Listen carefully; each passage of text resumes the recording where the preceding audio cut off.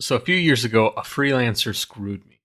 Towards the end of the project, we set up a time to chat so he could give me kind of the lowdown on the system he'd created for me.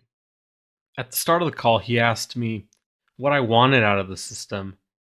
And I remember telling him about my love for simplicity and how I didn't want a big, overwhelming system. And after I said that, I looked over at him in the Zoom window and I just remember him saying, "Uh-oh, I should have checked with you before." And so the very next step was me logging into my system. And I just remember logging in and feeling this overwhelm. Every tab I clicked on, there was a ton of rules, and it was a spider web of complexity for me. From that day forward, my drip account became a source of overwhelm. It became a source of stress for me. I was really just paralyzed by inaction. Every time I logged into it, I didn't know what to do. I didn't know where to start. I didn't know where to go. And it resulted in a huge mental block and barrier for myself and for my business. I remember not knowing what to do to get more customers, wanting to curl up in a ball every time I thought about this big system that I had to maintain and that I didn't really know how it worked. So what about you? Have you ever felt that in your business? Maybe for you, it's your portfolio or your website. Or maybe it's, you logging onto Twitter and seeing these other people who seem to have it all together on their freelancer or agency businesses and just thinking like, how do I get there? If that's you, you are not alone. It's really one of the biggest challenges that freelancers in general have to deal with. And again, it's a recurring theme. Freelancers and agency owners, they feel paralyzed by this analysis process. There's too many things to do. They don't know what to do next. And they're scared of going out and finding work because maybe they hate selling and they've ignored it for a long time. And maybe they feel like they don't have the tools to fix it, or they don't know how to use the right tools or what tools to use. And so it becomes really hard to focus on the most important things for getting clients, which is really what they want to do. They want to build a reliable system, but they lack that sustainable system in place to help them get there. So in this module, I'm going to tell you how to prevent this feeling in your business and fix that system forever. And I was on a call recently with a freelancer who was complaining about some of this. He said, "I just can't seem to email 100 prospects a week like I want to." I thought about it for a second. I said, "Well, how many do you email?" And he said, "None." And I said, "Well, why not, email 10 prospects right now?" And his response actually was kind of surprising to me. Kind of scoffed at me and he said, what would be the point of that? Emailing 10 clients isn't going to do anything for me.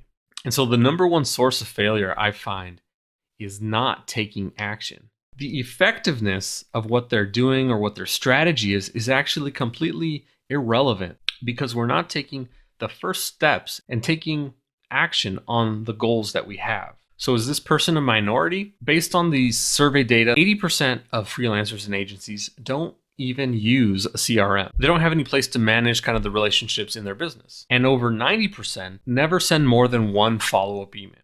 So that means if you put 20 freelancers and agencies in a room, only 4 of them will even have a CRM. And less than that will actually follow up on the leads that they're trying to pursue. So imagine for a second if other industries did this. Imagine giving 10 car salesmen, for example, your information and only having one of them reach out to you. When I shared this on Twitter today, Kurt Elster replied and said, "Oh man, these people are shooting themselves in the foot. A majority of my deals involve 1 to 3 follow-ups." In a recent study I did of freelancers and agency owners, I asked them what they do when they run out of work and how much money they make. The results were over 40% use social media to try to find clients, and another 25% said they just sit and wait for work to come to them. What was really interesting, though, was how much money they made and how it correlates to the actions they take when they're out of work. So freelancers and agency owners who emailed prospects when they were out of work actually made more than 2 times the amount of money that people who said they sit and wait for clients to come to them make. And that seems very obvious when I put it this way, yet only 12% of freelancers do this.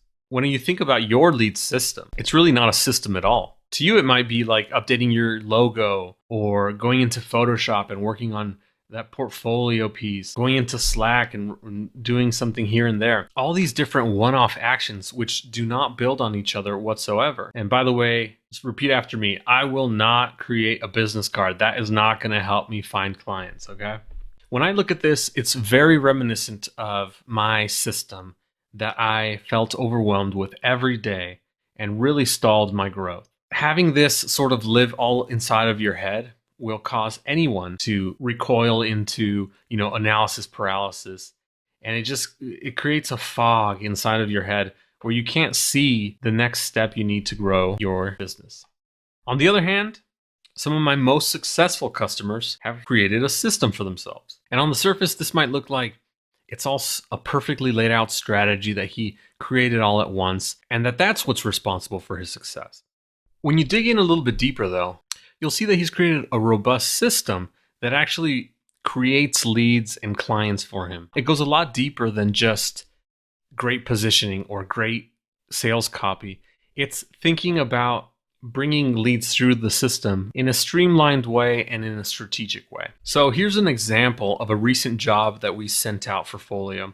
I was tasked with helping a company who was looking for a freelancer or an agency. They were open to working with a team as well. And we sent out their job posts to the freelancers and agencies on Folyo. Over 8,000 freelancers and agencies are on our list. And it was just an average day, an average post we sent out. We got 70 responses or so back. The RFP was looking for a freelance UX design help. And on day one, like I said, we were flooded with responses. We had 70 different people email us their portfolios, email us links to their website, email us their resumes. At first, we felt pretty overwhelmed by the amount of responses that we got. And it actually turned out that the client had to go out of town.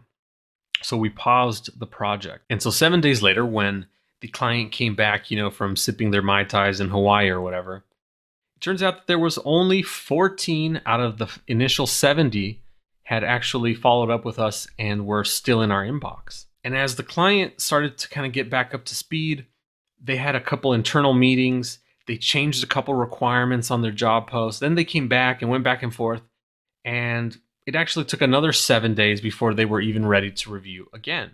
And by that time, there was actually only one person left following up and contacting the client. And inside note, that person was the person who got hired, the person who actually stuck around to the end of the process. Once the client was actually ready to make a decision, it became a no-brainer because they were the only person left following up and building a relationship. Take a second to think about that. Most clients actually take weeks, if not months, to make a decision like this. There's all these different variables that can happen. And so across hundreds of projects that we've seen, this is typical. Clients lag and freelancers disappear. What starts out as 70, 80, or 100 different freelancers and agencies contacting us about a job ends up turning into one or two, or a handful of people who were organized enough to follow up with the jobs that they apply for and that have the actual systems. Remember, 80% of people don't have a CRM. 90% won't follow up. Our goal today is to get you past that day 1, past that day 7, and past day 14 so that you become this guy that has the system. I want you to imagine being so organized that you're the only option left for every client on every job you apply for. And here's how we're going to do it. I want you to take a sheet of paper, draw 4 boxes on it, and this will be your action-based system. So why 4 boxes? These 4 boxes are going to represent stages in your lead and client system. I want you to think of your system in these 4 stages: sourcing, qualifying, selling, and reselling. Now, you might have different names for each stage, but basically, stage 1 is where you're kind of bringing in volume. You're bringing in unwashed leads into your system. Stage 2 is where you start qualifying and sorting out some of these leads and the people you want to work for. Stage 3 is pitching these clients, selling them.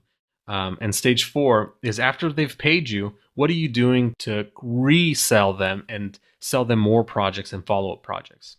Although you might have different names, I've found that these 4 stages are really all you need. It can be this simple. And these stages are really going to help you cure kind of the mental overload. Once you have these stages laid out like this, you can then separate each stage based on the goals, the tools, the team members that you have, you can really organize your system around the specific actions that you're trying to create in each stage. So remember Kurt?